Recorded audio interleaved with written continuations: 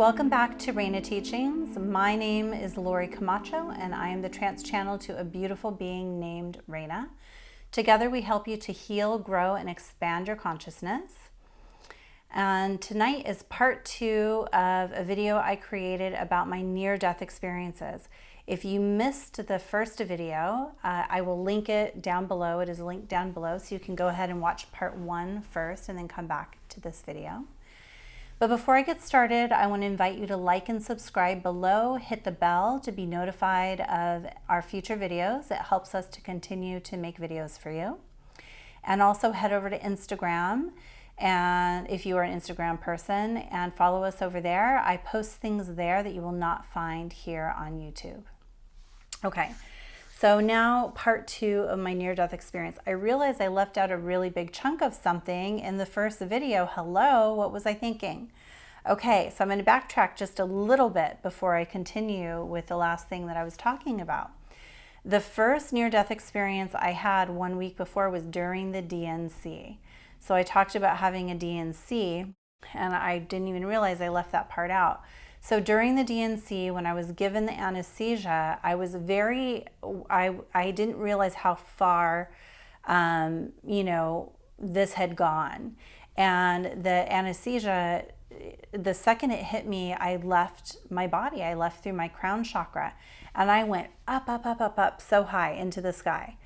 And while I was up there, all of a sudden, and it was blue and everything, and I was kind of fascinated by that. I thought to myself, wow, like I'm really in the sky.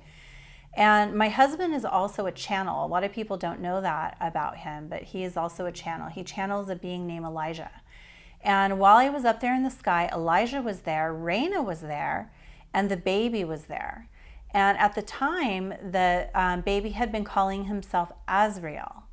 And Azrael, for those of you that don't know, is an archangel that helps Goddess. He helps souls cross over, basically, is what he does. So I didn't know that when he was calling himself Azrael, but he was there in his spirit form as Azrael. And they started doing something to my spirit.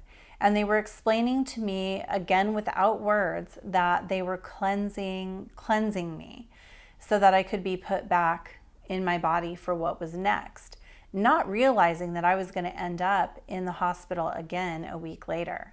So it was a really beautiful experience, and it was interesting because when I woke up in recovery, I was already talking apparently before I was awake. And I just remember the nurse saying, "You mean you had an out-of-body experience?" That's what she was asking. And I said, "Yeah, don't people tell you that?" And she said, "No." And as soon as I woke up, I felt really, really good. And normally when you wake up out of anesthesia, you can't walk very well or anything. And I jumped off the table and walked to, go get dressed. And she said, "Wait a minute, you need help?" And I said, "Actually, I don't. I'm okay." And I know it was because of whatever those spirits were doing with me in the sky. It was really incredible. So now flash forward to what I was talking about in the other video. So I'm in the OR and they have given me anesthesia. And again, just like a week before, I popped right out of my crown chakra. I was sitting on the tools in the operating room. I could hear everything that they were talking about. They were talking about like a game they had watched on TV and just having really basic conversation while doing my surgery. And there was a friend of mine named Linda.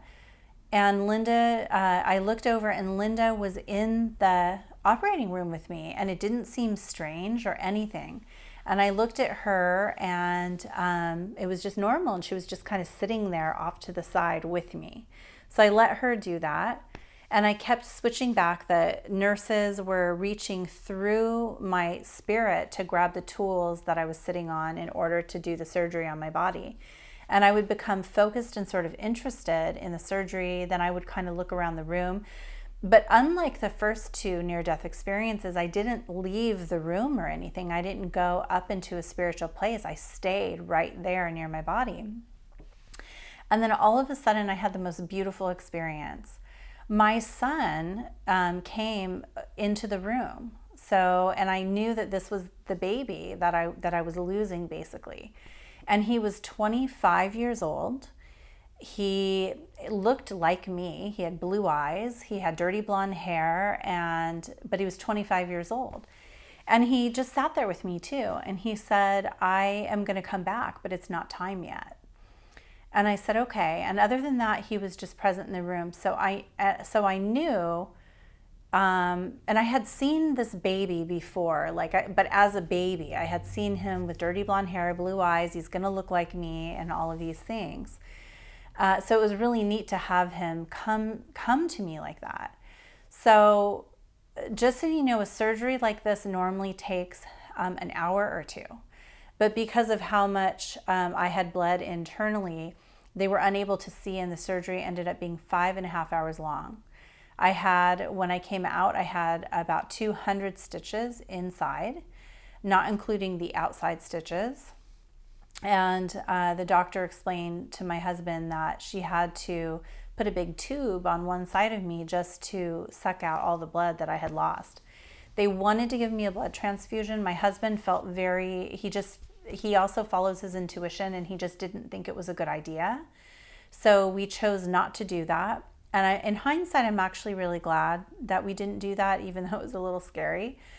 I did end up going home that night, which I thought was crazy. I really didn't feel like I was on the earth for about 5 days. My husband helped me. We had stairs. It was very difficult to get up them. And I ended up having coconut water and chlorophyll a lot to help build my blood back, along with some iron. And I just ate and slowly but surely got better. It did take a very long time for me to heal. It was about a total of 3 months for me to heal, but I knew without a doubt that I was going to have this child that looked like that after this. And the most amazing part, my friend Linda, she ended up coming to take care of me the very next morning because my husband had been up all night long. And I said, she also does healing. She does Reiki. And so she did Reiki on me. And I said, I saw you in the operating room with me. You were sitting right there. And she said, I knew that I wouldn't make it to see you in the hospital. So I just went into my Reiki room and I went into meditation so that I could be with you in the surgery. How cool is that? That is so awesome. And I saw her like plain as day. So what I can say is I absolutely had a death that night. It was very different from the other two, but I was not the same afterwards. And what was incredible, I was a channel at the time. I was teaching a lot of channeling classes. I was channeling about 5 days a week. And after I healed, I was able to channel so much deeper and better than I could before. So in a strange way, I think that it was helpful actually to my channeling. But those were my 3 near-death experiences. Each one of them was very unique, very different. Oh, and just to tell you, so I did end up having my son 5 years later. It was 5 years before I had him. But because I had had this experience, I knew without a doubt that I was going to have him. And he ended up, I had that surgery on March 3rd. And then 5 years later, I ended up having him on March 20th. So he even came in the same timing. He did end up being 3 months premature. I almost miscarried him that time, but it was too late basically. And I had a whole other hospital experience with that one too, which is a whole other thing to talk about. But I did end up leaving my body during the birth. And I will tell you this because it applies. First, I saw my grandmother and my mother on the right-hand side of me. I had a C-section because of how early he was. And on the left-hand side of me, as they were cutting me open and taking the baby out, I could feel the baby being taken out. The 25-year-old man was standing next to me. And all of a sudden, I saw this big 25-year-old man body go and flop into the baby. And I knew without a doubt, wow, that came full circle. So I couldn't finish the story without telling you that part because it was just so incredible. And we didn't know what my son looked like for about 3 weeks because he was so premature and he was very bruised all over his face from all the contractions. But he looks just like he did in my vision. So he looks just like me, and he has dirty blonde hair, he has blue eyes, my face, but my husband's body, which is kind of funny. So we did in fact have him. And what is incredible, and I will probably let him tell the story, or I may even write a book about it, he remembers a lot about what I've just told you. He remembers the apartment. He's given me really specific details about when he was a spirit. And it's so neat that we're able to share that experience because, you know, some children forget, and he just never did. He started talking about it when he was about 3 years old. So I was able to tell him my side of it and what happened with me and why we had to wait for him to come through. I ended up naming him Bodhi. Bodhi Sage is what his name is, and he actually named himself. He came to me in a dream and said, "My name is Bodhi." And I knew that it was associated with the Bodhi tree, but when I looked up the meaning, it said having transcended life and death, which he did in order to come here. And I actually ended up having also a near-death experience because, you know, I was trying to have this incredible kid. So I hope you enjoyed this, and I would love to hear your comments below about your own near-death experiences. I find them very fascinating. Some people have them in their spiritual awakening and some people don't. I do think that it's something that we kind of set up with spirit beforehand. That's just my own personal belief surrounding that. And I know some of them can be very traumatic. Mine were traumatic in their own way, but I'm actually very grateful that I had them.